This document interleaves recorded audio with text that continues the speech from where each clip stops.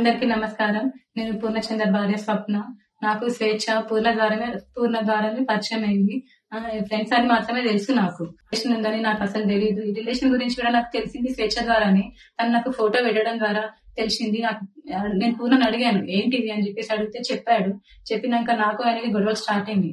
అక్కడ నాకు ఇంకా తెలిసింది ఏంటంటే అక్కడ కూడా తనతో గొడవలు ఉంటున్నాయి అని చెప్పేసి అంటే ఇంకా నేను ఆయన ఎందుకు ప్రెజరైజ్ చేయాలి అని చెప్పేసి నేను ఆయనను వదిలేశాను.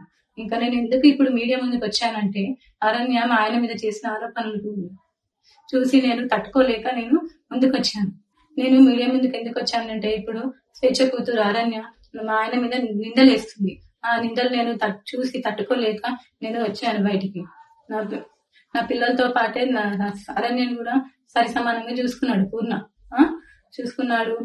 తనకి స్కూల్లో జాయిన్ చేశాడు. ఫీజులు కట్టాడు. నా పిల్లలకి బట్టలు తీసుకున్నప్పుడు ఆయన కూడా తీసుకునేవాడంట. మళ్ళీ నేను నీ కన్న తండ్రి కూడా వదిలేసి వెళ్ళిపోయిండు. వెళ్ళిపోతే కూడా పూర్ణ ఆ స్థానం తీసుకున్నాడు. కన్న తండ్రి కన్నా ఎక్కువనే చూసుకున్నాడు. నా కూతురుని ఎలా అయితే చూసుకున్నాడో నిన్ను కూడా అలానే చూసుకున్నాడు అరణ్య. కానీ నువ్వు ఇలాంటి నిందలు వేయడం కరెక్ట్ కాదు.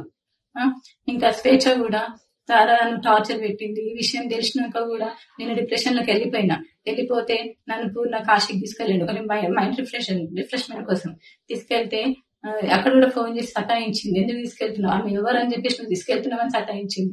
ఆయన ఫోన్ లిఫ్ట్ చేయకపోతే నా ఫోన్ కి చేసి సతాయించింది. అసలు ఎక్కడికి తీసుకెళ్ళినా, ఫంక్షన్ కి వెళ్ళినా, ఇక్కడున్నా కూడా నువ్వెందుకు ఆమెతో ఉంటున్నావు, నా దగ్గరకు వచ్చేసాయి అని చెప్పేసి చాలా బ్లాక్ మెయిల్ చేసింది. ఎప్పుడు చూడండి స్లీపింగ్ పిల్స్ మింగడము.